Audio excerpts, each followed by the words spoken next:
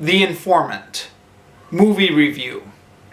So this is a 2009 movie starring Matt Damon, which was based on the book of the same name, which in turn is a true story about a guy named Mark Whitaker, who was a whistleblower at the company he worked at. Spoilers here, but the plot of the movie, as it unravels, is that it turns out Mark Whitaker has a lot of problems of his own.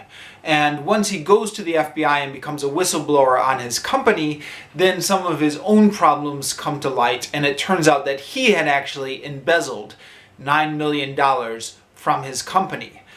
As a result of which, he went to prison for 9 years, which was 3 times longer than any of the people he had blown the whistle on, because he lost his whistleblower immunity when it came to light that he had also been involved in corruption and embezzling. It raises an interesting legal and ethical question, which is how perfect should whistleblowers be? Does somebody need to be completely clean to be a whistleblower, or how much scandal do you tolerate with somebody who is a whistleblower? Because, obviously there's an ethical question here, but there's also a legal question, which is if people won't come and reveal information that they know and become a whistleblower, even if they are corrupt, then that will make it harder to bring this corruption to the surface. The movie doesn't really have any good answers to that question, but it is an interesting question, and it does get you thinking about it. This movie had gotten a number of positive reviews before I got around to seeing it. It had been recommended to me by a number of people, so I was curious to see it.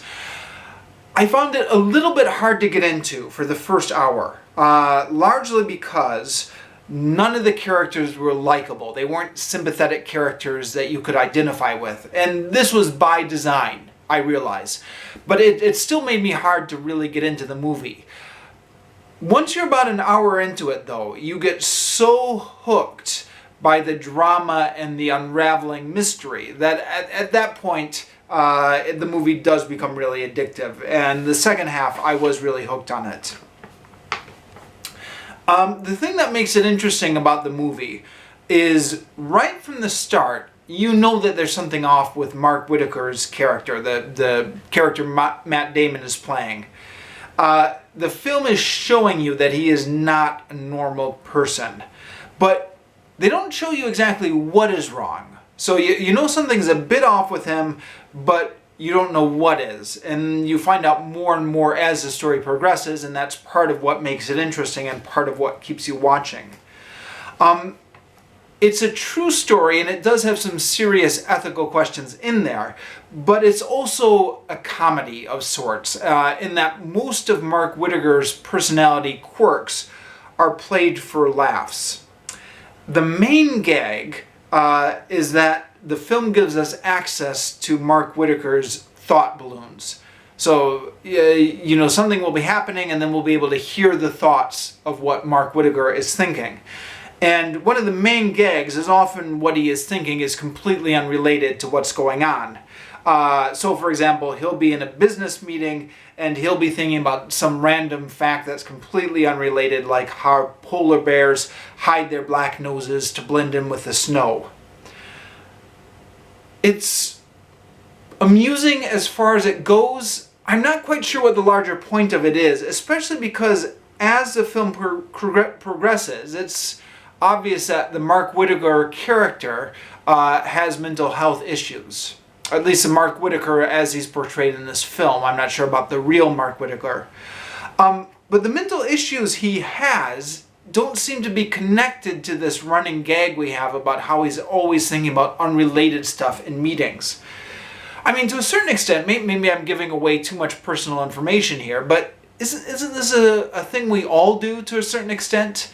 Certainly myself, when I'm in a meeting, will sometimes catch my own mind wandering, or catch myself thinking about totally unrelated things in a meeting at work or something. So I feel like this is one of those common human characteristics that, sure, it's easy to mock if you focus in on one character, but I'm not sure what it really says about the character other than he's doing this human thing that we all do. I feel like it was a bit of a cheap shot, in other words. Worked comedically to a certain extent, although it had a very limited comedic payoff in that once you got the joke, wasn't funny when they kept repeating it. I suspect maybe what happened is somewhere along the production of this movie, either maybe in the writing stage or maybe in the filming stage, somebody got a little bit worried that the movie didn't have enough jokes in it as it was, and so just kind of added in this gag as a way to spice things up. I don't know. So yeah, I'm not exactly sure what the point of that was. On the whole, though, I did find this movie very entertaining. Yeah, I think you get hooked on the drama as it unfolds. So I'd recommend it. I certainly found it interesting.